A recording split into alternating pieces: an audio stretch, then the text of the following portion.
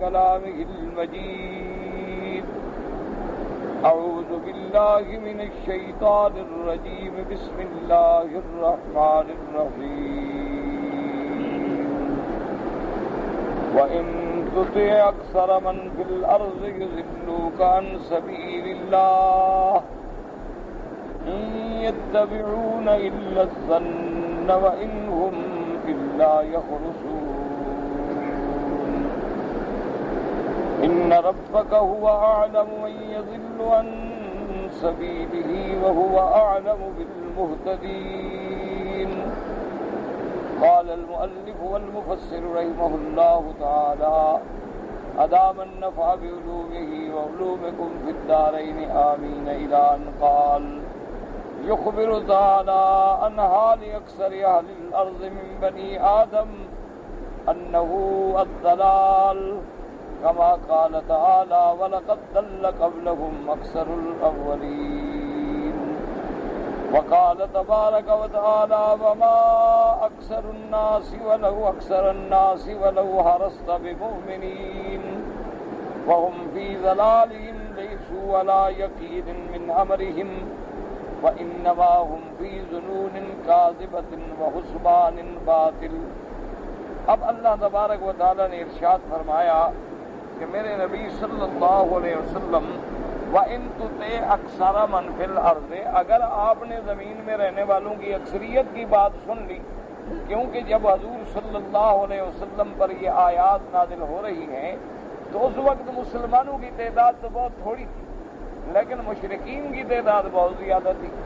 اللہ نے فرمایا کہ یہ کسی چیز کا زیادہ ہونا کو حق کی دلیل نہیں ہوتی، بلکہ یہ تو قاعدہ ہے کہ دنیا میں گمراہ اور کافر اور ضال مضل زیادہ ہوتے ہیں اور حق والے بہت تھوڑے ہوتے ہیں.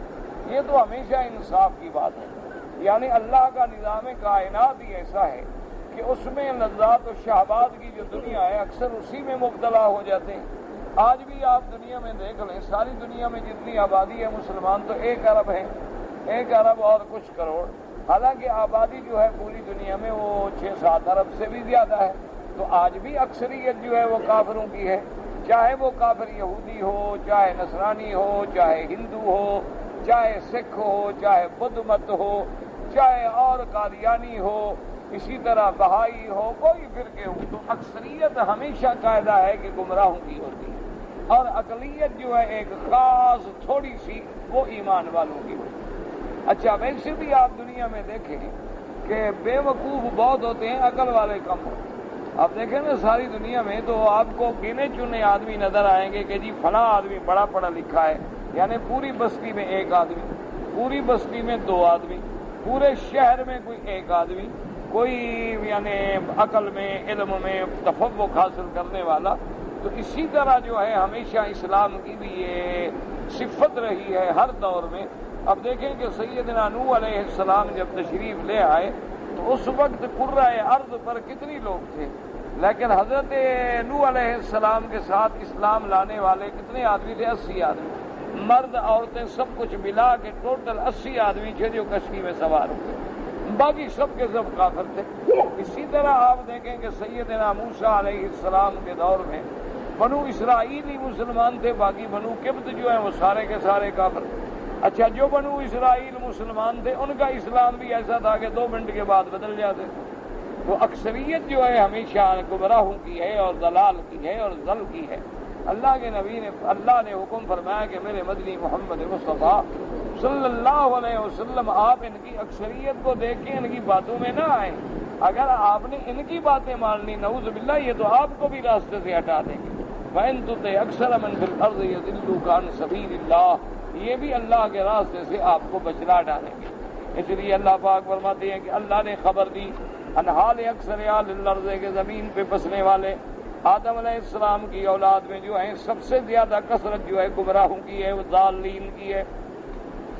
جیسے اللہ نے فرمایا وَلَقَدْ ضَلَّ قَبْلَهُمْ أَكْثَرُ الْأَوَّلِينَ، اور اس سے پہلے جو گزرے ہیں ان کو بھی گمراہ کر دیا گیا. اور اسی طرح اللہ نے فرمایا وَمَا أَكْثَرُ النَّاسِ وَلَوْ حَرَصْتَ بِمُؤْمِنِينَ، میرے پاک نبی صلی اللہ علیہ وسلم آپ جتنی بھی کوشش فرمائیں یہ نہیں ہو سکتا کہ اکثر لوگ جو ہے وہ ایمان لے آئے، بلکہ بہت تھوڑے لوگ ایمان لاتے. وَهُمْ فِي ضَلَالٍ، اور یہ لوگ اپنی گمراہی میں، اپنے کفر میں ہیں، لَيْسُوا عَلَىٰ يَقِينٍ مِّنْ أَمْرِهِمْ، وہ کسی بات پر متيقن نہیں ہیں، وَإِنَّمَا هُمْ فِي ظُنُونٍ كَاذِبَةٍ وَأَوْسْمَانٍ بَاطِلَةٍ، یہ کافر لوگ جو ہیں یہ جھوٹے گمان میں پڑے ہوئے ہیں اور باطل خیالات میں پڑے ہوئے ہیں، ان کے پاس کوئی یقینی بات، کوئی ٹھوس بات، کوئی عقیدہ نہیں ہے۔ إِن يَتَّبِعُونَ إِلَّا الظَّنَّ وَإِنْ هُمْ إِلَّا يَخْرُصُونَ، یہ پیروی کرتے ہیں محض گمان کی، تخیلات ہیں، خیالات ہیں، بس کوئی دلیل نہیں۔ وَإِنَّ الْخَرْسَ هُوَ الْخَضَرُ وَمِنْهُ خَرْسَ النَّخْلِ وَهُوَ خَضَرَ مَا عَلَيْهَا مِنَ الدَّبَرِ وَذَلِكَ كُلُّهُ عَنْ قَدْرِ اللَّهِ وَمَشِيَّتِهِ، اللہ نے فرمایا یہ جو ہے یہ اٹکل زنی خیالات کرتے ہیں، جیسے لوگ گندم کا فصل کا اندازہ لگاتے ہیں، پھل کا اندازہ لگاتے ہیں، یہ بھی اپنے عقیدوں کی بنیاد اپنے خیالات اور اپنے اندازوں پہ رکھتے ہیں، کوئی یقین نہیں، کوئی دلیل نہیں۔ اور ایسا کیوں ہوتا ہے کہ اکثریت گمراہ ہے؟ اللہ کی مرضی ہے، اللہ کی مشیت ہے۔ هُوَ أَعْلَمُ مَن يَضِلُّ عَن سَبِيلِهِ، وہ جانتے ہیں کہ کس کو راستے سے ہٹائیں، فَيُيَسِّرُهُ لِذَلِكَ، اس کے لیے وہی گمراہی کا راستہ کھول دیتے ہیں۔ وَهُوَ أَعْلَمُ بِالْمُهْتَدِينَ، اور وہ جانتے ہیں کہ کون ہدایت کے لائق ہیں، ان کو ہدایت دیں، ان کے لیے ہدایت کا راستہ آسان کر دیتے ہیں۔ فَيُيَسِّرُهُمْ لِذَلِكَ وَكُلٌّ مُيَسَّرٌ لِمَا خُلِقَ لَهُ، اللہ تبارک و تعالیٰ نے جو فیصلے کیے ہیں سب اس کی تقدیر کے فیصلے ہیں، اس کی ارادہ اور مشیت ہے۔ مسلمان کا کام یہ ہے کہ اللہ کی قضا و قدر پہ ایمان رکھے، بس۔ باقی یہ بات کہ اس کو مسلمان بنایا، اس کو کافر بنایا، کیوں؟ پیدا کرنے والا وہ ہے، وہ جانتا ہے کہ اس کی صلاحیتیں ایمان کے لیے ہیں اور اس کی صلاحیتیں کفر کے لیے ہیں۔ اللہ کسی سے ناانصافی نہیں فرماتے، جیسے آپ پڑھ چکے ہیں تمت کلمۃ ربک صدقا وعدلا، اللہ کے کلام جو ہے وہ سچا بھی ہے اور عادل بھی ہے۔ تو اللہ نے اگر کسی کو گمراہ کیا یہ بھی عدل ہے، اور اللہ نے کسی کو ہدایت دی تو یہ بھی فضل ہے۔ اس لیے قیامت میں جب مومن جنت میں داخل ہوں گے تو کہیں گے الحمدللہ الذی ہدانا لہذا وما کنا لنہتدی لولا ان ہدانا اللہ، اللہ تیرا شکر ہے کہ تو نے ہمیں جنت کا راستہ دکھلایا، اگر تو ہمیں جنت کا راستہ نہ دکھلاتے تو ہم کبھی جنت کا راستہ اختیار نہ کر سکتے۔ اسی طرح مومن کہیں گے الحمدللہ الذی اذھب عنا الحزن، یا اللہ تیرا شکر ہے کہ تو نے آج ہم سے غم جہنم کا دور کر دیا ہے، یہ تیری رحمت ہے۔ اسی لیے قرآن پاک میں آتا ہے کہ جب آراب آئے، جب آل آراب یعنی جنگل کے رہنے والے حضور کی خدمت میں آئے، آپ کے اسلام لایا، وقالت الاعراب آمنا قل لم تؤمنوا ولکن قولوا اسلمنا، اللہ نے فرمایا میرا مدنی ان کو کہو کہ ابھی تم ایمان کے اس آخری درجے پہ نہیں پہنچے، تم یہ کہو کہ ہم داخل ہوئے ہیں، ہم نے اپنے آپ کو اسلام میں داخل تو کیا ہے، لیکن ایمان کے مرتبے پہ پہنچنا اس وقت ہوگا جب اللہ توفیق عطا فرمائیں گے۔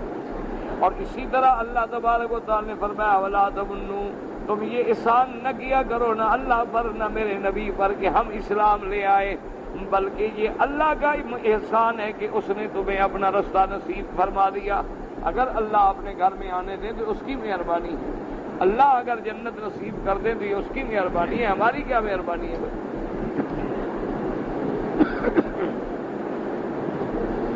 فرماتے ہیں فَكُلُوا مِمَّا ذُكِرَ اسْمُ اللَّهِ عَلَيْهِ إِن كُنتُم بِآيَاتِهِ مُؤْمِنِينَ وَمَا لَكُمْ أَلَّا تَأْكُلُوا مِمَّا ذُكِرَ اسْمُ اللَّهِ عَلَيْهِ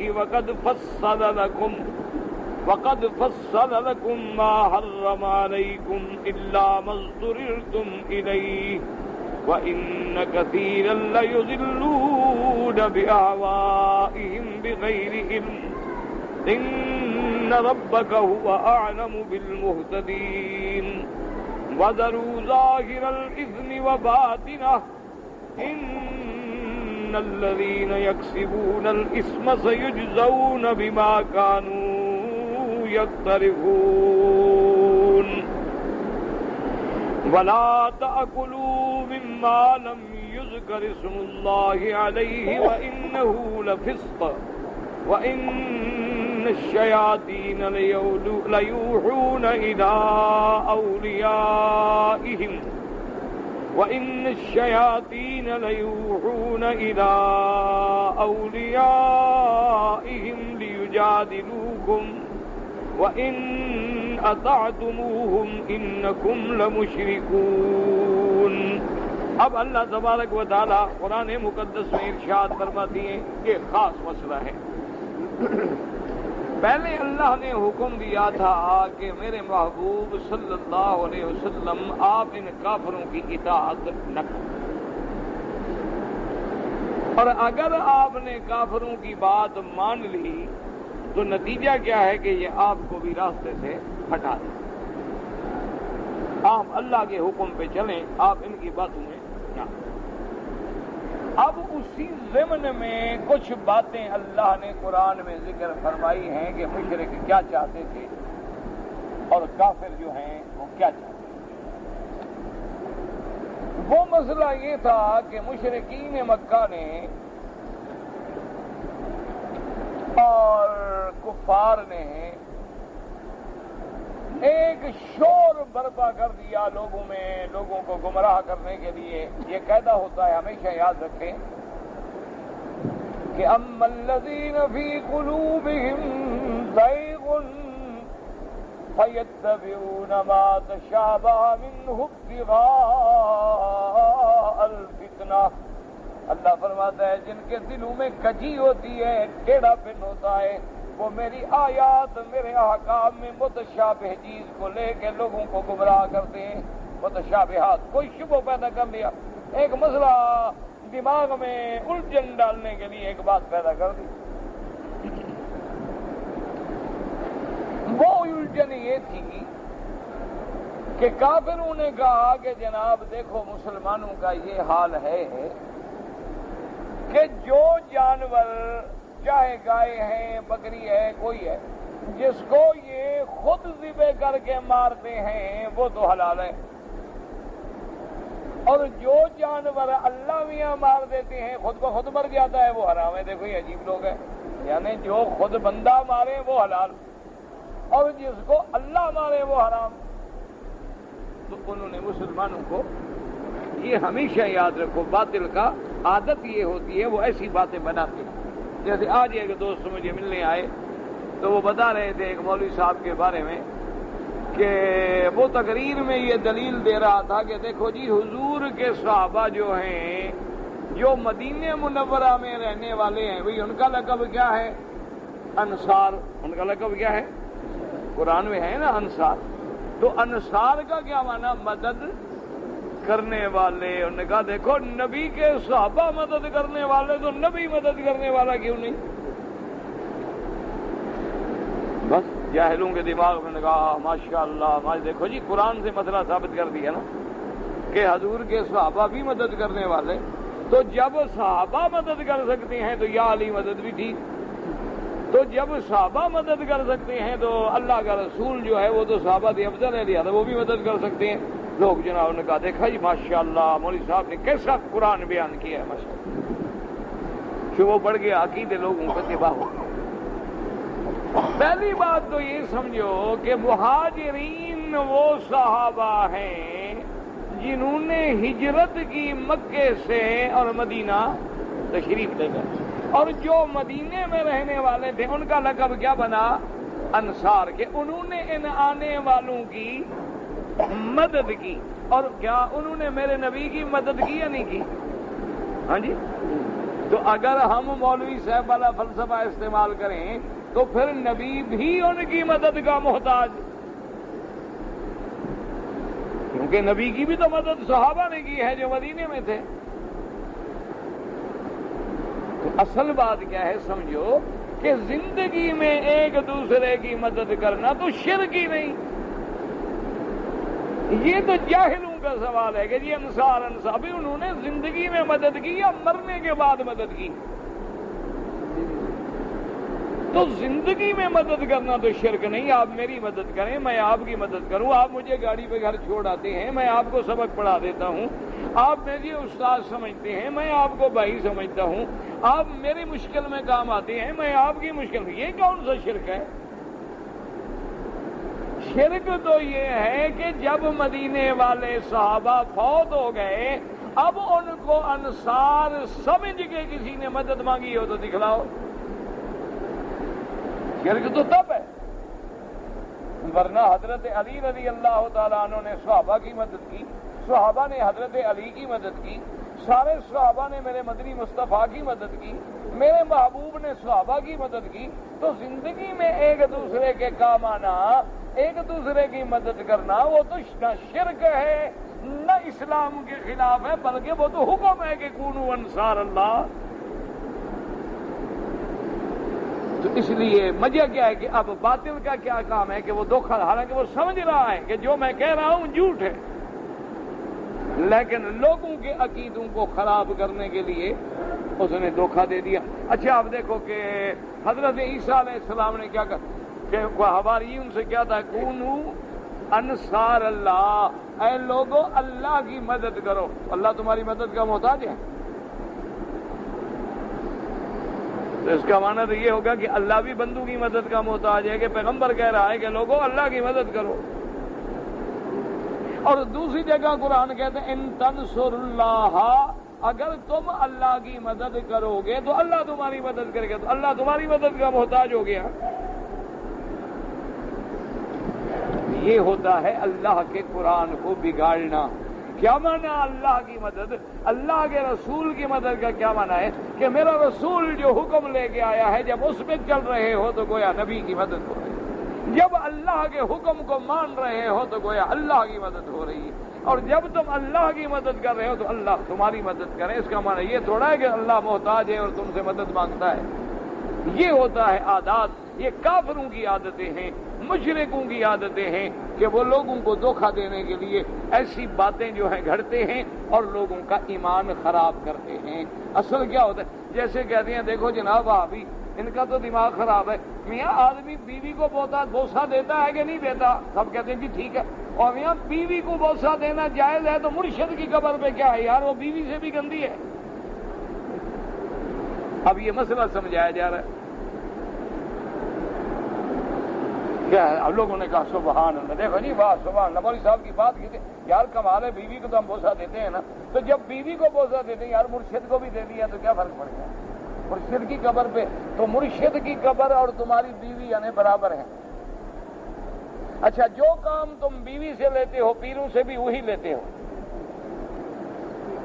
ماشاءاللہ ایسے پیر یار تمہیں نصیب ہوں، اللہ ہمیں تو بچائے ایسے پیروں سے. اور خدا کے بندے عقل کرو. حالانکہ کھلی بات ہے، بیوی عائشہ فرماتی ہیں کہ کبھی کبھی حضور وضو فرما کے کانا یقبلوا بعض نسائہ، آپ اپنی بعض بیویوں کو بوسہ دیتے تھے لیکن وضو نہیں کرتے تھے اور نماز پہ چلے جاتے تھے. تو مسئلہ نکل آیا کہ بیوی کے بوسہ دینے سے وضو نہیں ٹوٹتا، بیوی کو تو بوسہ نبی بھی دیتا ہے لیکن وہی نبی فرماتا ہے کہ قبر پہ بوسہ دینا حرام ہے. تو مسئلہ اللہ کے نبی کو سمجھ آیا کہ تمہیں سمجھ آیا؟ لوگوں کو گمراہ کرنے کے لیے ان کے پاس کیا ہوتا ہے، یتبعون الا الظن وان هم الا یخرصون. وہ یہ کہتی ہیں میرے اللہ نے فرما دیا کہ میرے محبوب یہ جتنے کافر ہیں، یہ جتنے مشرک ہیں، یہ جتنے گمراہ فرقے ہیں، ان کے پاس محض گمان ہیں، خیالات ہیں، کوئی حقیقت نہیں، کوئی اصول دلیل نہیں، کوئی اصول نہیں ہے. جیسے کہ مرزا قادیانی کہتا ہے کہ دیکھو تم کہتے ہو نبوت بند ہے، اللہ فرماتا ہے تبھی کو میں نے رحمت بنا کے بھیجا ہے. تمہارے مسلمان رحمت کو بند کر رہے ہیں، مرزا رحمت کو کھول رہا ہے. اس کے بعد بھی دلیل ہے. وہ کہتا ہے تو بتاؤ نبوت رحمت ہوتی ہے یا عذاب ہوتا ہے؟ اب ہر آدمی کہے گا جی نبوت رحمت ہوتی ہے، تم تو کہتے نبوت بند ہو گئی یعنی اللہ کی رحمت بند ہو گئی، اور ہم کہتے ہیں کہ نہیں جناب نبوت چل رہی ہے، رحمت خدا کی چل رہی ہے، نبی آ رہے ہیں. ایسی باتیں کرنا جو ہے یاد رکھو یہ محض کیا ہے کہ تخیلات ہیں، اپنے توہمات ہیں. اب رحمت کا بارش بھی تو رحمت ہے، اس کا معنی یہ تھوڑا ہے کہ سارا سال چلتی رہے. بارش کو اللہ نے رحمت فرمایا کہ نہیں؟ والذی یرسل الرياح بشرا بین یدی رحمت ہی تو کبھی آئے گی کبھی بند ہوگی، آنا بھی رحمت بند ہونا بھی رحمت، نبی کے بعد نبی بھیجنا بھی رحمت، میرے مدنی کو خاتم النبیین بنانا بھی رحمت.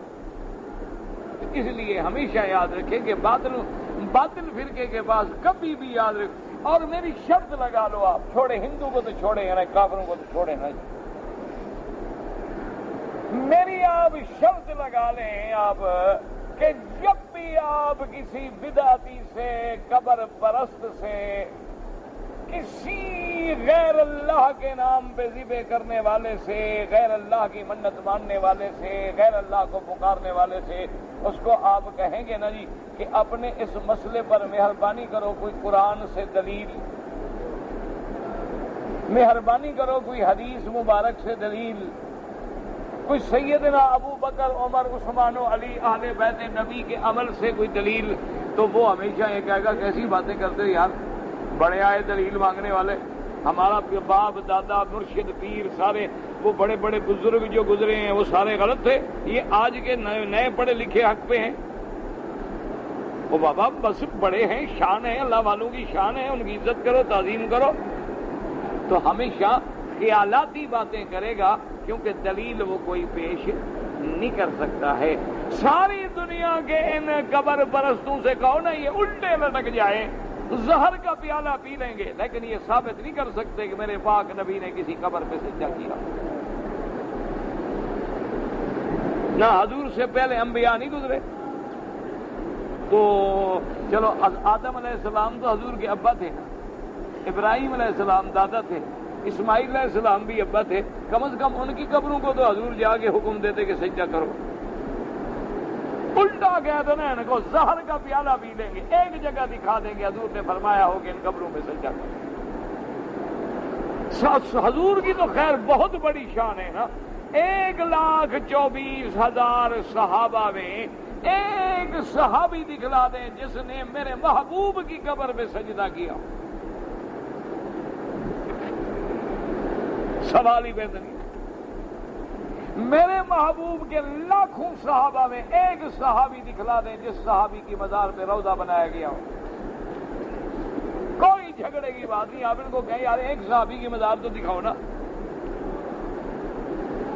ہاں یہ ہم دکھلا سکتے ہیں کہ اللہ کے نبی نے حکم دیا ہو خود کہ حضرت علی جو قبر زمین سے اونچی ہو سیدھا کر دو،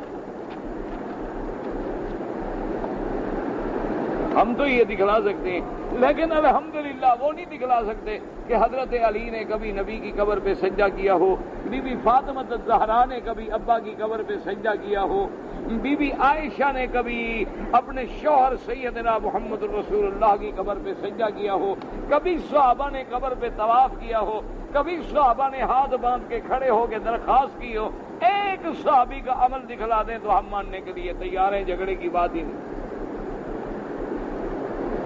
لیکن یہ کہیں کہ جی اور جی بھائی ادب ہے جی، اگر ادب کرتے ہیں تو جی اور جی ادب ہی ہے نا جی، اور جی دیکھو نا ماں باپ کا بھی تو آدمی ادب کرتا ہے نا جی، دیکھو نا آخر نبی پاک تو بہت شان ہے نا جی، اور جی ان کا بھی تو ادب ہے نا جی، لیکن یاد رکھو ادب وہ ہے جو اللہ نے بتلایا ہے، جو اللہ کے حکم کے خلاف ہے وہ ادب نہیں، وہ تو شرک ہے، وہ تو بدعت ہے۔ تو اس لیے اللہ نے فرمایا کہ میرے مدنی آپ ان کی بات سنیں، یہ کیا کہتے ہیں۔ کافروں کو یہ شبہ ڈالتے تھے مسلمانوں کے دل میں کہ جو مسلمان خود مارتے ہیں وہ حلال، اور جو اللہ مارتا ہے وہ حرام۔ تو اب صحابہ بھی پریشان ہوئے کہ بات تو ٹھیک ہے، بظاہر تو ٹھیک لگتی ہے نا، جو جانور مر گیا اس کو کس نے مارا ہے؟ اللہ نے، تو اللہ مارے تو حرام ہو جائے اور ہم مارے تو حلال ہو جائے۔ اللہ نے فرمایا کہ میرے مدنی صلی اللہ علیہ وسلم ایک تو اصولی بات سمجھیں کہ عقائد مسئلے جو ہیں یاد رکھو ہمیشہ وہ دو قسم کے ہوتے ہیں، یہ دماغ میں رکھ لو اچھی طرح۔ ایک مسائل ہوتے ہیں اصولی، ان کا نام ہے اصول یعنی بنیاد، ایک مسائل ہوتے ہیں فروع، فروع کا معنی شاخیں، یعنی جیسے دیکھو نا درخت ہے، ایک درخت ایک تنا ہے اس کا، یہ درخت، اب ادھر سے شاخ نکلی، ادھر سے نکلی، ادھر سے نکلی، ادھر سے نکلی، ادھر سے نکلی، پھر شاخ پہ پتے لگے، کہیں ثمر لگا، کہیں پھول لگا، کہیں پھل لگا، کہیں کچھ لگا، اصل بنیاد جو ہے وہ ایک ہے اور آگے شاخیں بہت سی ہیں۔ اسی طرح مسائل میں کچھ مسئلے ہیں اصول کے، جیسے اللہ کی توحید، انبیاء کی نبوت و رسالت، اسی طرح آخرت، قیامت، بعث بعد الموت، یہ اصولی مسائل ہیں۔ تو جو اصولی مسائل ہیں ان پر دلائل عقلیہ بھی ہوتی ہیں، دلائل نقلیہ بھی ہوتی ہیں، ساری دلیلیں ہوتی ہیں۔ کوئی اصولی مسئلہ بغیر دلیل کے نہیں۔ اب جو فروعی مسائل ہیں ان پر عقلی دلیل مانگنا جو ہے وہ عقل کے بھی خلاف ہے۔ اگر آپ ان کی دلیل میں پڑھیں گے تو نتیجہ یہ ہوگا کبھی گمراہ ہو جائیں گے۔ فروعی مسائل میں یہ ہے کہ جب ہم نے اصول مان لیا، اصول کیا ہے کہ اللہ کی توحید اور میرے مدنی کی رسالت۔ اب ہم نے کلمہ پڑھ لیا لا الہ الا اللہ محمد الرسول اللہ، ہمارا ایمان کیا ہو گیا کہ کوئی معبود برحق نہیں مگر اللہ اور محمد مصطفیٰ اللہ کے رسول ہیں، یہ ہمارا ایمان ہو گیا، یہ اصول تو ثابت ہو گیا۔ اللہ کی توحید پہ دلائل موجود، عقلی بھی موجود، نقلی بھی موجود۔ میرے مدنی پاک کی رسالت پہ دلائل موجود، عقلی بھی موجود اور نقلی بھی موجود۔ جب ہم نے یہ بات مان لی، اب ہمیں نبی نے فرما دیا یہ حلال ہے، یہ حرام ہے، یہ حلال ہے، یہ حرام ہے، یہ حلال ہے، یہ حرام ہے۔ اب ہر حلال حرام پہ ہم دلیلیں نہیں مانگیں گے، کیونکہ یہ فروعی مسائل ہیں، اس پر عقلی دلیلوں کی ضرورت ہی نہیں ہوگی، وہاں عقل دوڑانے کی۔ جو اللہ کے نبی نے فرما دیا بات ختم ہوگی، ہم نے مان لیا کہ اللہ کے رسول ہیں، جب اللہ کے رسول ہیں جو فرما رہے ہیں ٹھیک ہے، بس ختم ہوگی بات۔ اگر ہم ہر مسئلے پر، فروعی مسئلے پر بھی دلائل میں گھسیں گے تو انجام یہ ہے کہ خود بھٹک جائیں گے، خود گمراہ ہو جائیں گے۔ اس کا معنی یہ نہیں ہوتا کہ دلائل نہیں ہیں، لیکن ہمیں ان کے مانگنے کا کوئی حق نہیں پہنچتا ہے کہ جب ہم نے نبی مان لیا بات ختم ہو گئی۔ ایک مسئلہ تو یہ سب، اس لیے اللہ نے فرمایا کہ میرے محبوب ہم نے جب حلال حرام بیان کر دیا ہے کہ یہ حلال ہے اور یہ حرام ہے، بات ختم ہو گئی۔ حلال حرام جب ہم نے واضح کر دیا ہے تو ان بے وقوفوں کو کیا حق ہے کہ دلیل دیں کہ اللہ مارتا ہے تو کیوں حرام ہے اور بندہ مارتا ہے تو کیوں حلال ہے؟ ہم نے واضح کر دیا ہے کہ یہ حلال ہے اور یہ حرام ہے، بس ایک۔ اب دوسری بات سمجھا دیا کہ جو ہم نے حرام کیا تھا اس میں کیا تھا کہ حرمت علیکم المیتۃ والدم ولحم الخنزیر وما اہل بہ لغیر اللہ۔ اللہ نے کیا حرام کیا تھا کہ مردہ جانور حرام، جو خون نکلتا ہے گردن کا دم مسفوح وہ حرام، خنزیر حرام، غیر اللہ کے نام پر جو ذبح کیا جائے وہ بھی حرام۔ اچھا، اسی طرح اللہ نے بتلا دیا کہ کلوا مما ذکر اسم اللہ، جس پہ اللہ کا نام لے کے ذبح کیا جائے وہ حلال، جس پہ اللہ کا نام نہ لیا جائے ذبح پر وہ حرام۔ تو اب بات سمجھ لو کہ جو جانور خود مر گیا اس میں دونوں چیزیں نہیں ہیں، نہ تو اس کے مرنے پر کسی نے اللہ کا نام لیا ہے اور نہ اس کا وہ دم مسفوح جو گندا خون ہے وہ نکلا ہے۔ تو جب اس میں دونوں چیزیں نہیں پائی گئی تو وہ جانور حرام ہے۔ اور جو ہم حلال کرتے ہیں تو اللہ کا نام بھی ہم لیتے ہیں اور وہ جو اندر نجاست ہے وہ بھی باہر نکل جاتی ہے، تب جانور حلال ہو جاتا ہے۔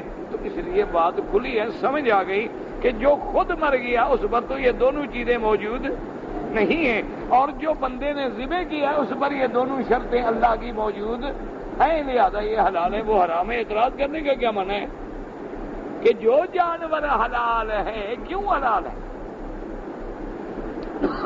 کہ اس کو ذبح کرنے کے وقت میں جو اس کا خالق مالک ہے اس کا نام بسم اللہ اللہ اکبر، اور 4 رگیں کٹ کے اندر جو دم غلیظ ہے نجس ہے وہ بھی باہر نکل گیا ہے، تو اب جانور حلال ہو گیا ہے۔ اور جو خود مر گیا وہ دونوں چیزیں باہر نہیں نکلی، تو جب وہ نہیں نکلی ہیں تو اچھا اسی طرح دیکھو مچھلی کو ذبح کرتے ہو، کیونکہ اس میں وہ دم مسفوح ہوتا ہی نہیں، جب وہ خون گندا ہوتا ہی نہیں تو اللہ نے اس کو ذبح کرنے کی ضرورت بھی نہیں رکھی ہے۔ تو جہاں وہ نجاست تھی اس کو نکالنے کا اللہ نے حکم دیا ہے، اور جہاں وہ دم مسفوح والی نجاست اندر نہیں تھی اس کو اللہ نے ذبح کرنے کا اجازت نہیں دی ہے۔ اچھا، اب اسی طرح دیکھیں اللہ نے فرمایا تھا کہ ہر جانور پہ کس کا نام ہوگا؟ میرا۔ تو اب آپ نے ذبح تو کیا ہے لیکن نسبت اللہ کے سوا غیر کی طرف کر دی ہے، چاہے رگیں کٹ گئی، چاہے چھری چل گئی، لیکن اللہ فرماتا ہے ما احل بہ لغیر اللہ، یہ ظاہری چاہے کتنا حلال ہو مانوی طور پہ حرام ہو گیا ہے کہ مالک کی طرف نسبت ہٹا کے مخلوق کی طرف نسبت کر دی گئی ہے، تو اس کو اللہ کے ساتھ شرک کر دیا گیا، اس لیے اس جانور کو بھی اللہ نے حرام کر دیا ہے۔ تو اس لیے اللہ نے فرمایا میرے محبوب یہ تو اسی طرح آپ کو بھٹکانا چاہتے ہیں نا، اگر آپ نے ان کی باتیں مان لی پھر یہ تو آپ کو راستے سے ہٹا دیں گے، ورنہ ہمارا تو بڑا کھلا فیصلہ ہے کہ وَلَا تَأْكُلُوا مِمَّا لَمْ يَذْكُرِ اسْمُ اللَّهِ عَلَيْهِ۔ اللہ تبارک و تعالی نے فرمایا کہ میرے محبوب صلی اللہ علیہ وسلم فَكُلُوا مِمَّا ذِكْرَ اسْمُ اللَّهِ عَلَيْهِ إِن كُنتُمْ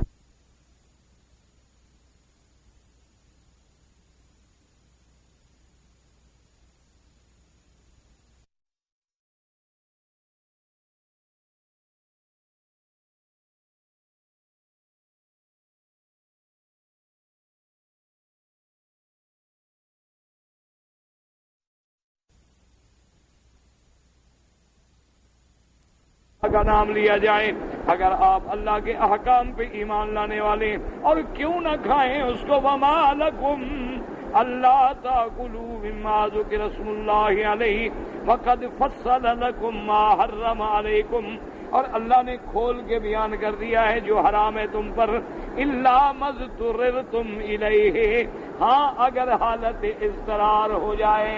کیا مانا؟ اب ایک آدمی جنگل میں ہے، اب اس کی جان کو اتنا خطرہ ہے کہ وہ جانتا ہے کہ اگر میں نے تھوڑا سا نہ کھایا تو مر جاؤں گا، اور وہاں جانور مردار پڑا ہے، تو اب وہ مردار بھی باوجہ اضطرار کے حلال ہو جائے گا کہ جان بچانا جو ہے وہ ضروری ہے، اپنے آپ کو مار دینا جو ہے وہ تو حرام ہے، خودکشی کرنا جو ہے وہ حرام ہے، اپنے آپ کو مار ڈالنا بھی حرام ہے، تو اب اتنا کھا سکتے ہیں جتنے سے تمہاری جان بچ جائے۔ اس لیے اللہ نے فرمایا، ورنہ ہم نے تو بتا دیا ہے کہ یہ حلال ہے اور یہ حرام ہے۔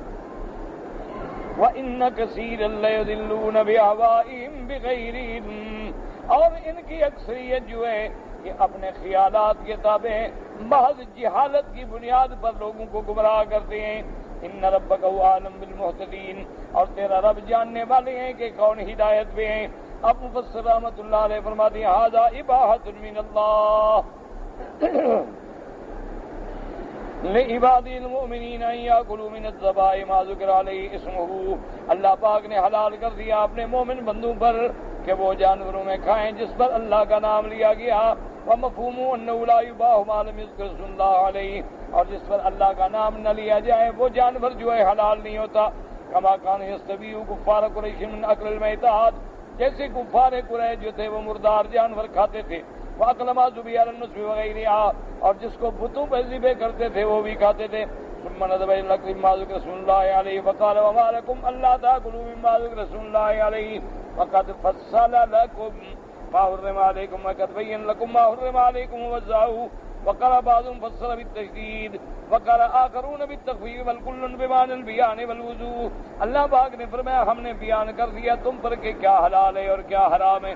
وقد فصل لکم، اس میں دو قراتیں ہیں، بعض قرآن نے تخفیف سے پڑھا ہے قد فصل لکم، اور بعض قرآن نے تشدید سے پڑھا ہے وقد فصل لکم، والکل بمعنى البیان والوضوح، دونوں کا معنی ایک ہے کہ اللہ نے واضح کر دیا، اللہ نے بیان کر دیا کہ یہ حلال ہے اور یہ حرام ہے۔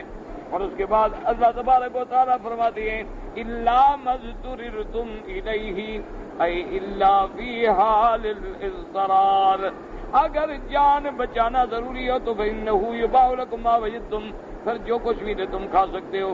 ثم بین تعالیٰ جہالت المشرکین فی آرائہم الفاسدہ من استحلالهم المیتات وما ذکر علیہ غیر اسم اللہ تعالیٰ۔ اب اللہ بیان فرماتی ہیں کہ یہ کافر جو ہیں، یہ مشرک جو ہیں، یہ حرام کھانے والے، یہ مردار کھانے والے، یہ تو خود گمراہ ہیں۔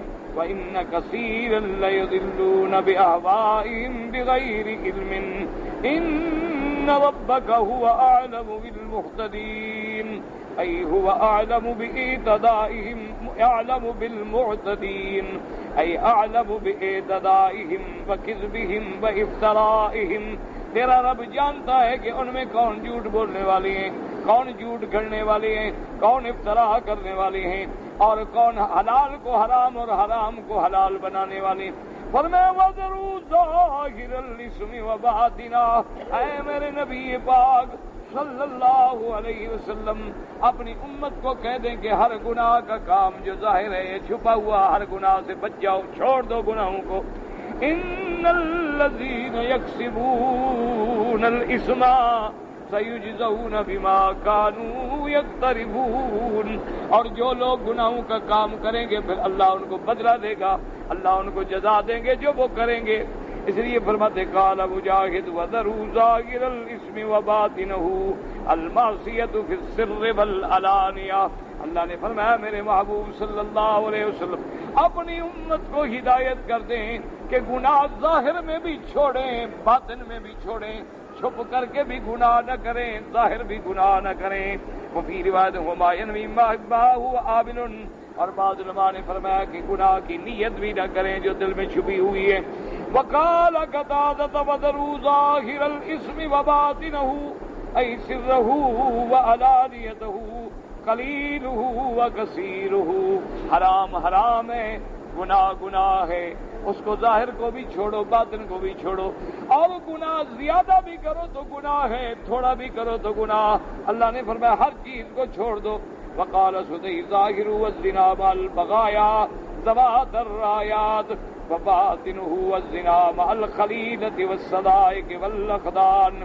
بعض علماء فرماتی ہیں کہ ظاہر گناہ یہ ہے کہ بندہ طوائف کے ساتھ جا کے گناہ کرتا ہے، اور باطن گناہ یہ ہے کہ اس نے دوست بنا کے عورتیں رکھی ہوئی ہیں، اپنی محبوبائیں رکھی ہوئی ہیں، ان سے چپکے چپکے زنا کرتا ہے۔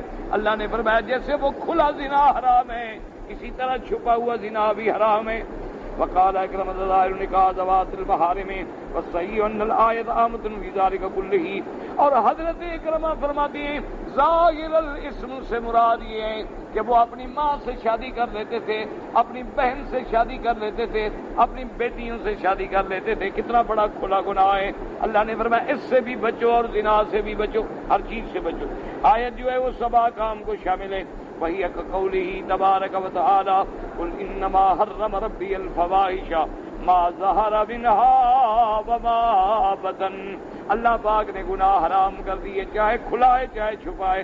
فلہذا قال تعالی ان الذین یکسبون الاسم سیجزون بما کانوا یقترفون، ای سواء کان ظاہرا او خفیا، جو لوگ گناہ کرتے ہیں چاہے کھل کے کریں چاہے چھپ کے کریں، فإن اللہ سیجزیہم علیہ، اللہ تبارک و تعالی اس پر ان کو سزا دیں گے۔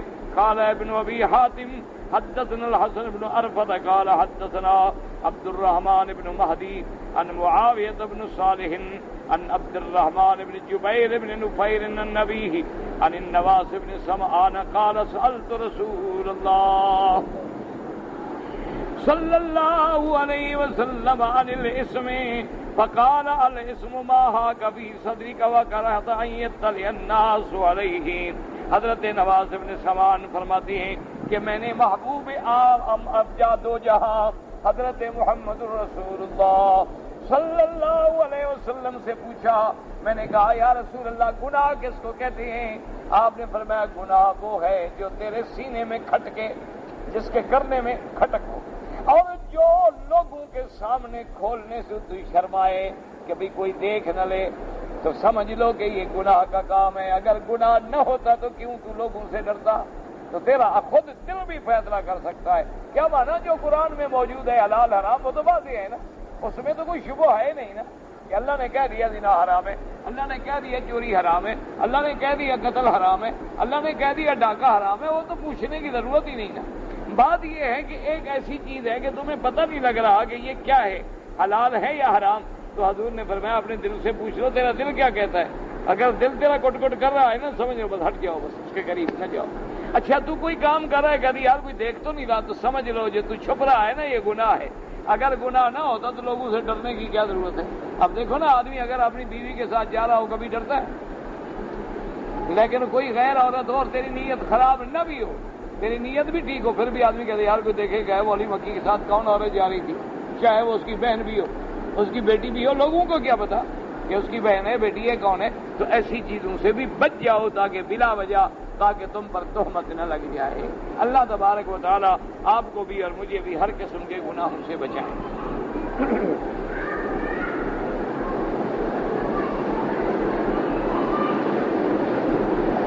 کہتے ہیں جی کہ میں نے تو کئی دفعہ عرض کیا ہے، اب کیا کر سکتے ہیں، دعا کرو کہ اللہ ہدایت کے فیصلے کر دے۔ 1400 سال گزر گئے ہیں، آج تک یہ مسئلہ ان سے حل نہیں ہوا کہ امام کے پیچھے مقتدی کو پڑھنا چاہیے یا نہیں پڑھنا چاہیے۔ باقی ساری دنیا کے مسئلے حل ہو گئے، مسلمانوں کا قتل عام ہو رہا ہے، مولوی کو کوئی غم نہیں، مسلمانوں کی عصمتیں لٹ رہی ہیں، کوئی غم نہیں، قبروں پہ سجدے ہو رہے ہیں، کوئی غم نہیں، لوگ اللہ کے قرآن کا کھلا انکار کر رہے ہیں، مولوی صاحب کو کوئی درد نہیں۔ ایسے بدبخت بھی پیدا ہو رہے ہیں جو اللہ کے نبی کو نعوذ باللہ رنگیلا رسول بنا کے پیش کر رہے ہیں، اس پر مولوی کا ذہن ضمیر کبھی نہیں پھڑکتا۔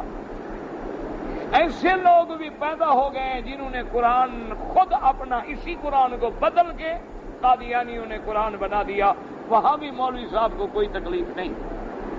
ایسے فرقے پیدا ہو گئے جنہوں نے عرفات بھی اپنی بنا لی، حج بھی اپنا بنا لیا، ذکر کی بنیاد کو سامنے رکھ کے نماز روزہ چھوڑ دیا، حلال حرام سب اڑا دیا، ان کو کوئی فکر نہیں۔ ایسے بھی بندے پیدا ہو گئے جنہوں نے 5 نمازوں میں 3 نمازیں اپنی امت کو معاف کر دی ہیں، ان کو کوئی تکلیف نہیں۔ ایک جھگڑا باقی ہے کہ جی مقتدی پڑھے یا نہ پڑھے، بس یہ مسئلہ حل نہیں ہو رہا۔ انا للہ و انا الیہ راجعون۔ یاد رکھو کہ جو لوگ امام کے پیچھے فاتحہ پڑھتے ہیں ان کے پاس حدیث مبارک ہے کہ کوئی نماز نہیں مگر جب تک کہ فاتحہ نہ پڑھی جائے۔ وہ اس حدیث پہ عمل کرتے ہیں، اللہ ان کی محنت، ان کا عمل، ان کی نمازیں بھی قبول فرمائے۔ سمجھ آ رہی ہے بات کہ نہیں آ رہی؟ حدیث مبارک۔ اور امام ابو حنیفہ رحمۃ اللہ علیہ فرماتے ہیں کہ صحیح مسلم میں حدیث ہے، ابی موسیٰ اشعری راوی ہے، اور جس حدیث میں حضور نماز سکھلا رہے ہیں وہاں تو فضیلت کا بیان ہے، یہاں حضور نماز سکھلا رہے ہیں کہ امام جب تکبیر کہے اذا کبر فکبروا، تم تکبیر کہو۔ امام جب رکوع میں جائے تو تم رکوع میں جاؤ، امام جب سجدہ کرے تو تم سجدہ کرو، حضور نماز سکھلا رہے ہیں۔ اسی میں فرمایا ہے جب امام پڑھے تو تم چپ رہو۔ اور مسلم کی حدیث ہے، ابی موسیٰ اشعری اس کے راوی۔ دوسری حدیث مبارک میں میرے محبوب نے فرمایا ہے کہ جس کا امام ہوتا ہے اس امام کا پڑھنا جو ہے وہ مقتدی کا پڑھنا ہے۔ 2 حدیثیں۔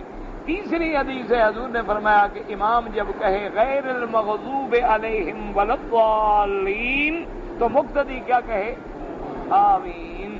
تو حضور نے یہ نہیں کہا کہ جب امام الحمدللہ کرے تم بھی الحمدللہ کہو، حضور نے فرمایا وہ سارا پڑھنا امام کا وظیفہ ہے، جب آخر میں جا کے وہ ختم کرے تو تم آمین کہو۔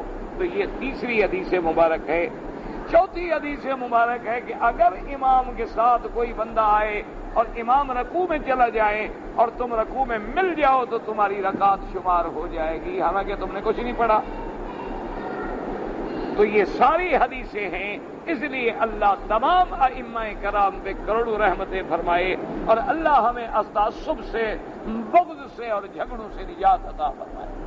اس لیے اللہ سے دعا کرو کہ جتنے بندے بھی نماز پڑھ رہے ہیں اللہ سب کی منظور و مقبول فرمائے۔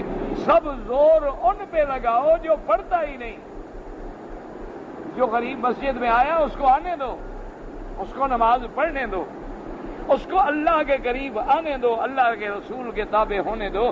الحمدللہ کوئی امام، کوئی فقیہ، کوئی محدث ایسا دنیا میں پیدا نہیں ہوا جو اللہ کے نبی کے خلاف بات کرے۔ وہ سب کے سب تابع ہیں محمد الرسول اللہ کے صلی اللہ علیہ وسلم. ہم ان کی بات کیوں مانتے ہیں کہ ان کا زمانہ قریب ہے میرے مدنی محمد الرسول اللہ کے. جتنا ان کو بات پہنچی ہے اتنا ہم کو بات نہیں پہنچی. جتنا ان میں تقویٰ تھا اتنی ہم میں تقویٰ نہیں ہے. جتنی اللہ نے ان کو علم دیا تھا اتنا علم ہم میں نہیں ہے.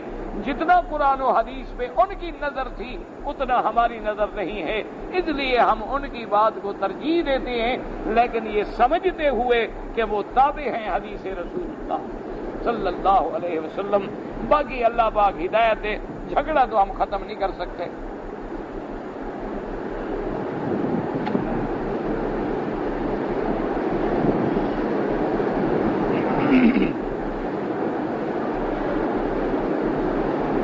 ایک لڑکے نے شادی کا پیغام دیا. لڑکی والوں کی طرف سے 70,000 روپے مہر کا مطالبہ کیا گیا. لڑکے والے نے شرط لگائی کہ 70,000 روپے ہمارے لڑکا کو بھی ضرور دینا. یہ کیوں دیں؟ وہ لڑکی بھی دیں، پیسے بھی دیں. یہ جہیز لینا جو ہے یہ لعنت ہے اور حرام ہے، اس کا اسلام میں کوئی تعلق. سمجھ آ گئی بات؟ یہ جو آج کل لوگ شرط کرتے ہیں کہ جی ہم رشتہ تب کریں گے، میرا لڑکا ڈاکٹر ہے، میرا لڑکا انجینئر ہے، اور میرا لڑکا جو ہے وہ یورپ کے فلاں ملک میں ڈی سی لگا ہوا ہے، یعنی ڈش کلینر، یہ پلیٹیں دھوتا ہے ہوٹل میں. پاسپورٹ میں تو ڈی سی لکھا ہوتا ہے نا.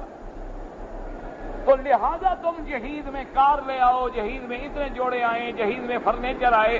یعنی ساری زندگی جو عورت نے کھانا ہے وہ بیچاری گھر سے لے کے آئے. ایسی شادی کرنے والے پر بھی لعنت ہے. تم کس لیے شادی کر رہے ہو؟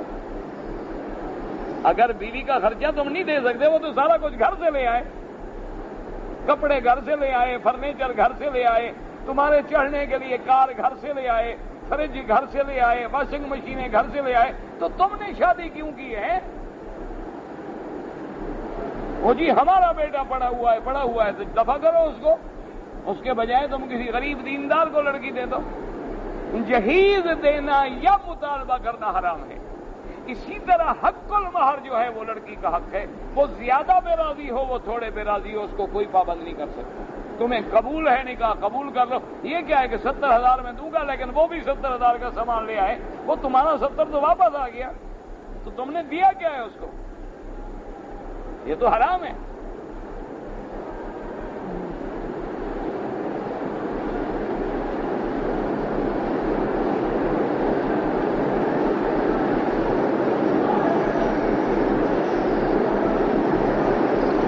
ہاں، حجر اسود پہ جو کتابوں میں تم نے پڑھا ہے ٹھیک پڑھا ہے، لیکن جو کتابوں میں لکھا ہوتا ہے اس کو سمجھنے کے لیے بھی استاد کی ضرورت ہوتی ہے. اگر ہر آدمی کتاب کا لکھا ہوا پڑھ کے عمل کر لینا ماشاءاللہ، تو اللہ کی رحمت سے بہت جلدی سارے مسئلے حل ہو جائیں گے. جیسے کسی انگریزی پڑھے لکھے کو میڈیکل سٹور میں کھڑا کر دو کہ دوائیں پڑھ کے جو آئے دیتا جائے، تو اللہ کی رحمت سے انشاءاللہ پہلی گولی پہ فیصلہ ہو جائے گا. اس گولی پر سب کچھ لکھا ہوا ہے، لیکن دینے کے لیے ڈاکٹر کی ضرورت ہے. وہ دیکھے گا کہ اس کا مزاج کیسے ہے. اس کا مزاج بلغمی ہے، سوداوی ہے، دموی ہے، صفراوی ہے. اس کو بلڈ پریشر ہے، بلڈ پریشر نہیں ہے. اس کو شوگر ہے، شوگر نہیں ہے. کون سی دوائی موافق ہے، کون سی دوائی مخالف ہے. اس کے بلڈ میں کوئی چکر تو نہیں ہے. یہ سارا کام اس کا ہوتا ہے. اسی لیے کتابیں پڑھنے کا کام بھی علماء کا ہوتا ہے. جب سے ہم نے خود پڑھ کے سمجھنا شروع کیا ہے نا، اللہ کی رحمت سے بھٹکتے جا رہے ہیں. مسئلہ یہ ہے کہ عام طور پر حجر اسود پہ لوگ خوشبو لگا دیتے ہیں، عطر لگا دیتے ہیں کہ اللہ کا کعبہ ہے، اور ہر وقت ہم بوسہ دیتے ہیں تو ہماری گندی ہوا نہ رہے وہاں. اس لیے جن کو اللہ توفیق دیتے ہیں وہ وہاں عطر لگا دیتے ہیں تاکہ بوسہ دینے والے کو بری ہوا نہ آئے. کیونکہ ہم جو ہر وقت وہاں اپنی ہوائیں چھوڑ رہے ہیں، تازہ الحمدللہ 3 ڈبی سگریٹ پی کے بوسہ دیتے ہیں.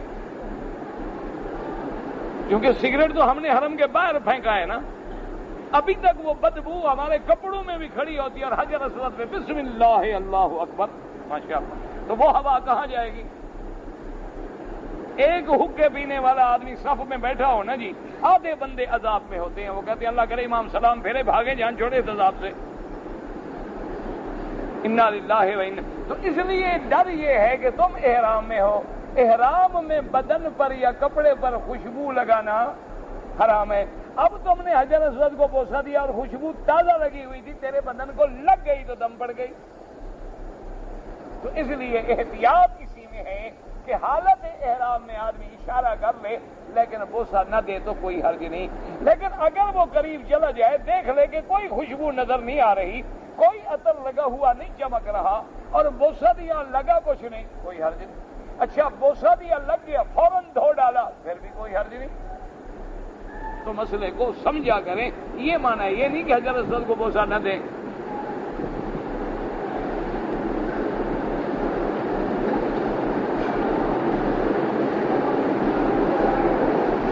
جو لوگ اس دنیا سے رخصت ہو گئے ہیں ان کے لیے دعا کیسے کریں؟ اپنے لیے کیسے کرتے ہو؟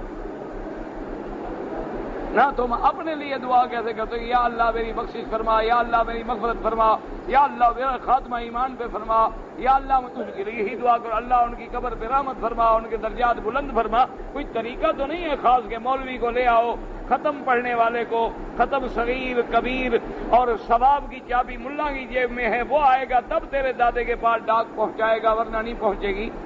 نہیں، تم خود دعا کر دو، اللہم اغفر لنا ولحینا ومیتنا وشاہدنا ربنا اغفر لی ولوالدی وللمؤمنین یوم یقوم الحساب۔ ساری دعائیں قرآن میں نہیں لکھی ہوئی، وہی دعائیں مانگتے رہو، اس میں سب کے لیے ہو گئی دعا۔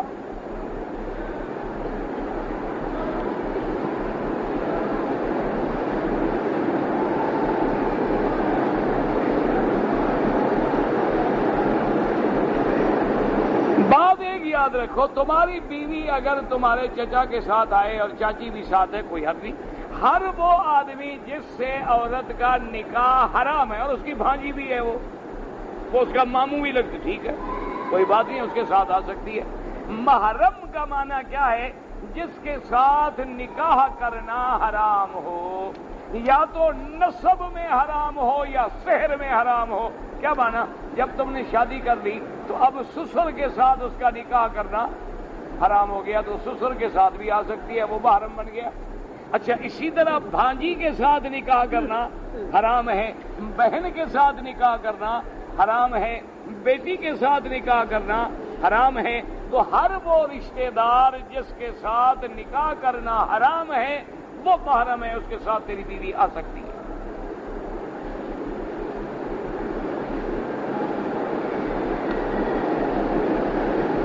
طواف کرنے سے پہلے نفل پڑھنا کوئی نفل نہیں، تحیت المسجد بھی نہیں پڑھنی، آئے سیدھا طواف کریں، کیونکہ مسجد الحرام کا تحیہ جو ہے وہ طواف ہے۔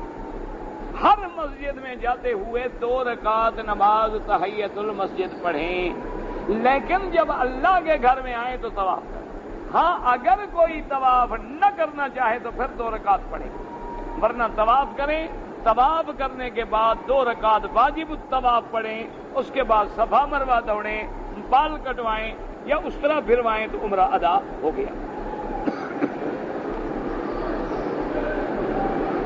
کہتے ہیں جی کہ اگر میں نے 2-3 طواف اکٹھے کر لی ہے تو صرف 2 رکعتیں پڑھ لوں؟ نہیں، ہر طواف کے لیے 2 رکعت، ہر طواف کے لیے 2 رکعت، پھر ہر طواف کے لیے 2 رکعت۔ اگر 3 طواف اکٹھے کیے تو بعد میں 2 کر کے تینوں کے لیے پڑھو گے۔ یہ نہیں ہے کہ 2 رکعت پڑھو تو تینوں طوافوں کا حق ادا ہو جائے، ہر طواف کے بعد 2 رکعت واجب ہے۔ ہاں اکٹھے کر کے اکٹھے پڑھ سکتے ہو، لیکن افضل یہ ہے کہ ہر طواف کر کے 2 رکعت پڑھو پھر طواف شروع کرو، پھر 2 رکعت پڑھو پھر طواف شروع کرو۔ لیکن اگر کوئی اکٹھے کر لے تو کوئی حرج نہیں ہے اور وہ اکٹھے کر سکتا ہے۔ اللہ تبارک و تعالی آپ کا بھی اور میرا بھی پڑھنا قبول فرمائے۔ ہاں جی، عصر کے بعد اگر طواف کریں تو امام ابو حنیفہ رحمۃ اللہ علیہ کے مسلک پر مکروہ وقت ہے مغرب کے بعد پڑھیں، باقی ائمہ کے نزدیک حرم میں ہر وقت جائز ہے۔ اللہ تبارک و تعالی سب پہ رحمتیں فرمائے، اللہ عالم اسلام پہ اپنی رحمتیں فرما دے۔ اللہ کسی عالم نے کہا ہے کہ جب آدم علیہ السلام کو جنت سے نکالا گیا تھا تو انہوں نے حضور کے وسیلے سے دعا مانگا تھی۔ عالم صاحب نے کہا ہے، لیکن قرآن کہتا ہے ربنا ظلمنا انفسنا۔ قرآن نے تو خود، آپ عالم صاحب کی مانے یا قرآن کی مانے، تمہاری مرضی۔ یہ عالم صاحب کو کوئی کان میں کہہ گیا کیا؟ قرآن حدیث میں تو ہے نہیں. قرآن میں تو فتلقى آدم من ربه کلمات فتاب علیہ انہ هو التواب الرحیم. اللہ فرماتے ہیں ہم نے آدم کو کلمات ان کے دل میں ڈالے، وہی انہوں نے کہے اور ہم نے ان کی توبہ منظور کی. وہ میرا اللہ کلمات کیا تھے؟ فرمایا ربنا ظلمنا انفسنا ان لم تغفر لنا وترحمنا لنکونن من الخاسرین. بات واضح ہو گئی. بنگلہ دیش یا پاکستان سے آتے ہوئے میقات سے پہلے احرام، ہاں آپ ایئرپورٹ سے باندھ لیں. حدود حرم کیسے مقرر ہوئیں؟ اللہ نے مقرر کی. ابراہیم علیہ السلام کو بتلائیں، آدم علیہ السلام کو بتلائیں. ربنا ارنا مناسکنا وتب علینا انک انت التواب الرحیم. پر قرآن کا تلاوت کریں، خود کریں، آپ پیسے لے کر نہیں اللہ کے لیے تو اللہ ثواب دیں گے. اگر حقوق العباد کے مالک کا پتہ نہ چلے اتنا پیسہ خیرات کر دیں. بجلی کے کرنٹ سے جو مکھی مچھر مر جاتے ہیں کچھ بھی نہیں ہوتا. طواف کے بعد 2 رکعت پڑھنی چاہیے. ہاں امام ابو حنیفہ رحمۃ اللہ علیہ کے نزدیک تو واجب ہیں اور باقی ائمہ کے نزدیک سنت ہیں. یہ لوگ جو جماعت میں جاتے ہیں جانا چاہیے، اگر دین کا کام کرتے ہیں تو جانا چاہیے، گانا سننے جاتے ہیں تو نہیں جانا چاہیے. یہ تو جا کے آپ دیکھ لیں کہ کیا کرتے ہیں. اگر کوئی برا کام کرتے ہیں تو مت جاؤ، اچھا کام کرتے ہیں تو ضرور جاؤ. طواف کے تیسرے چکر میں وضو ٹوٹ گیا، مجھے وضو کرانے کے بعد طواف پھر شروع کریں. اگر زیادہ چکر ہو جائیں تو وہیں سے، ورنہ ابتدا سے. والدین کو ثواب پہنچاؤ، ہاں بالکل ان کے لیے حج کرو، عمرے کرو، صدقے کرو، خیرات کرو. میں نے کب کہا تھا کہ عورت کو السلام علیکم نہ کہو؟ کچھ بات سنا کرو. گھر میں داخل ہو السلام علیکم کہو. میں نے کہا ہوگا کہ غیر عورت کو، یعنی تم میری بیوی کو السلام علیکم کہو اچھی بات ہے، یا میں تمہاری بیوی کو کہوں اچھی بات ہے. خیر ممکن ہے تم شریف آدمی کو برداشت کر لو، میں تو جاہل بلوچ آدمی میں برداشت نہ کروں. نہیں شریف لوگ تو نہیں ناراض ہوتے. یہ تو ہم پرانے لوگ جو ہیں نا دیہاتی جنگلی لوگ. آج کل تو شریف ہوتا وہ ہے جس کی بیوی دوسرے کے ساتھ بیٹھے اور وہ اس کی بیوی کے ساتھ بیٹھے. پروٹوکول جو ہے نا ہمارا نیا وہ یہ ہے. انا للہ و انا الیہ راجعون. ایک عورت عدالت سے تنسیخ نکاح کرا لی. عدالت کا اگر انگریزی قانون پہ ہے تو کوئی اعتبار نہیں، اگر اسلام کی عدالت ہے تو پھر ٹھیک ہے.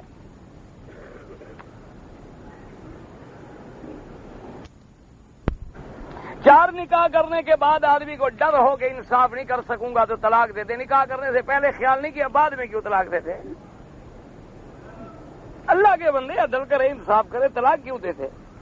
11ویں شریف کیا ہے؟ بس یہ 11ویں شریف ہے. 11ویں شریف کا معنی کیا ہے نا 11ویں؟ یہ سب بدعات ہے میرے بھائی، ان کا دین اسلام سے کوئی تعلق نہیں. اللہ جو لوگ نماز میں فاتحہ پڑھتے ہیں وہ بھی ٹھیک ہے، اسی کو بات ہے. میں تو کسی سے لڑائی نہیں، ہم تو سب کو قرآن و سنت کا پابند سمجھتے ہیں. زوال کے وقت یا عصر کے بعد اگر حنفی مسلک میں زوال کے وقت عین سورج جب سر پہ ہو نماز نہ پڑھے، عصر سے لے کر مغرب تک نہ پڑھے، فجر سے لے کر سورج نکلنے تک نہ پڑھے. باقی ائمہ کے نزدیک حرم میں ہر وقت جائز ہے. کسی صاحب نے دوران سفر گاڑی میں عطر لگایا اور خوشبو پھیلائی، میرے بھی احرام پہ لگ گیا یا لگا دیا گیا. اچھا جی، تو میں نے احرام کی نیت توڑ دی، احرام کھول دیا. ماشاءاللہ. تو جب عطر لگ گیا اسی جگہ کو دھو دو. تم کیوں غصے میں آ گئے کہ احرام بھی کھول دیا؟ اب عمرہ بھی قضا کرو، ایک دم بھی ادا کرو. ایک چھوٹی سی دیہات میں مسجد ہے، مسجد میں چند نمازی ہوتے ہیں، وہاں نماز جمعہ ہو سکتا ہے. احناف کے نزدیک تو نہیں ہوتا اور باقی ائمہ کے نزدیک چھوٹی جگہ پر بھی ہو جاتا ہے. احناف کے نزدیک بڑی سخت شرط ہے، بڑی بستی ہو، آبادی ہو، دکانیں ہوں، بازار ہو، ضروریات زندگی کی چیزیں ملتی ہوں. وہ کہتے ہیں پھر عام نماز اور جمعہ میں کوئی فرق تو کرے. کوئی ایسی جگہ ہونی چاہیے کہ جہاں زیادہ سے زیادہ آبادی ہو، زیادہ سے زیادہ لوگ آئیں. بہرحال باقی ائمہ کے نزدیک جو ہے اور اہل حدیث علماء کے نزدیک چھوٹی سی آبادی میں بھی جائز ہے. نماز کی صف انگلیوں سے سیدھی ہوتی ہے یا ایڑی سے ہوتی؟ اچھا انگلیوں سے، مجھے تو نہیں سمجھ آیا. بہرحال مقصد یہ ہے کندھے کے کندھا برابر ہو، پاؤں کے پاؤں برابر ہو، گٹے کے گٹا برابر ہو، بس یہ مراد ہے۔ فضائل اعمال کتاب صحیح ہے یا غلط ہے؟ فضائل اعمال کون سی؟ دنیا میں لاکھوں ہیں، اگر فضائل اعمال حضرت شیخ الحدیث کی ہے تو انشاءاللہ صحیح ہے، کوئی ایسی بات نہیں۔ اور ہیں اور ہیں اور ہیں اور ہیں اور ہیں اور ہیں اور ہیں اور ہیں اور ہیں اور ہیں اور ہیں اور ہیں اور ہیں